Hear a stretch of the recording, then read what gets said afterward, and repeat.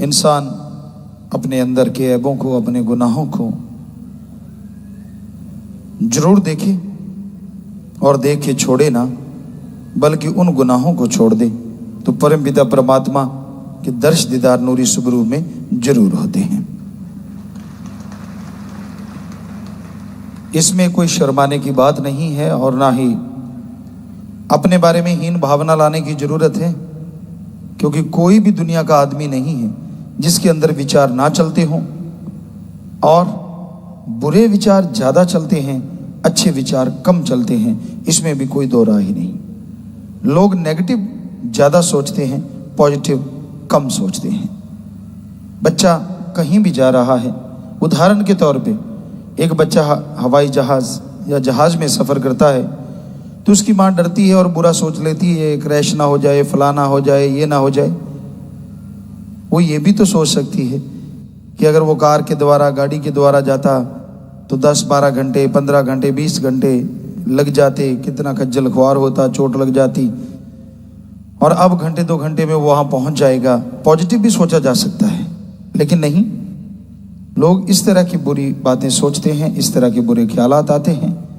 तो जब तक आप पॉजिटिव विचार अपने अंदर नहीं लाएंगे, तब तक मालिक की कृपा दृष्टि के काबिल नहीं बन पाएंगे।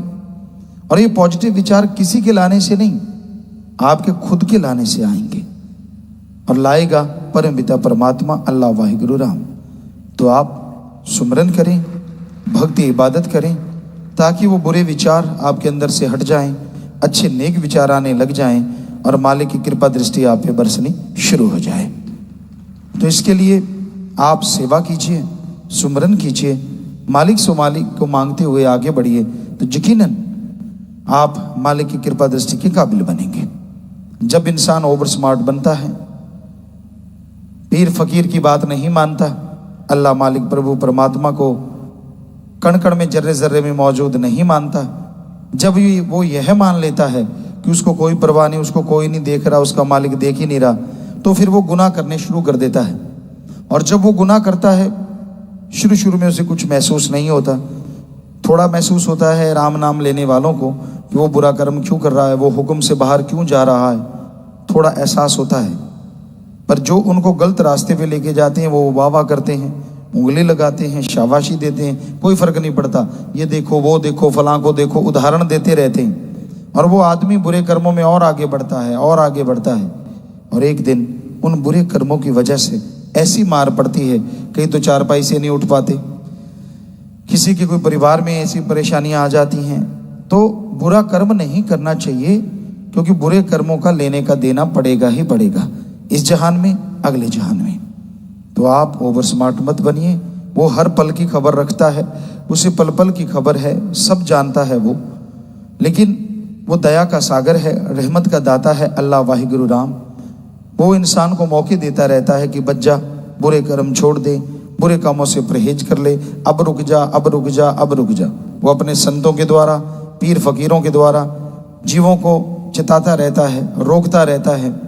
और कई ऐसे ढीठ होते हैं जो नहीं मानते, फिर जब उनके शरीर पे कुछ आता है या परिवार में ऐसा कोई परेशानी खड़ी हो जाती है, तब चिल्लाते हैं, तब रोते पीटते हैं, सिर पटकते हैं। पर फिर पछताए होत क्या, जब चिड़िया चुग गई खेत, श्वासा बीता जात है हरी से कियो ना हेत, फिर पछताए होत क्या, जब चिड़िया चुग गई खेत।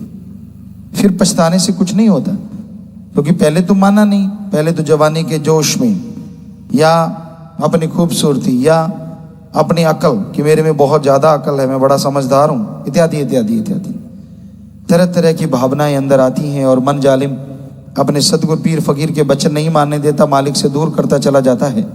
और वो इंसान फिर पीर फकीर की, अल्लाह वाहिगुरु की निंदा करनी शुरू कर देता है।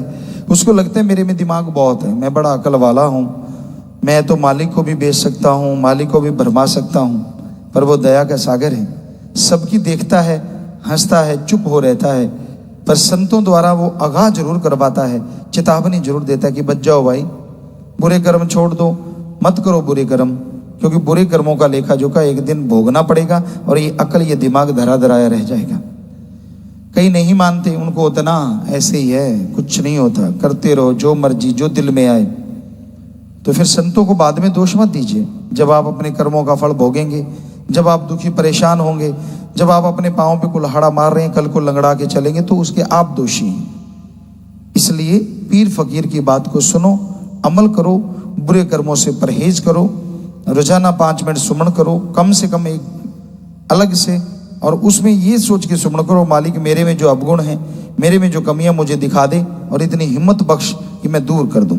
और आधा घंटा सुबह शाम सुमन कीजिए, सेवा कीजिए, तो वो जो दिखाए हुए बुरे कर्म हैं, दिखाएगी आपकी बुरी आदतें हैं, उनको छोड़ते जाइए, तो मालिक की दया में रहमत के काबिल आप बनते जाएंगे।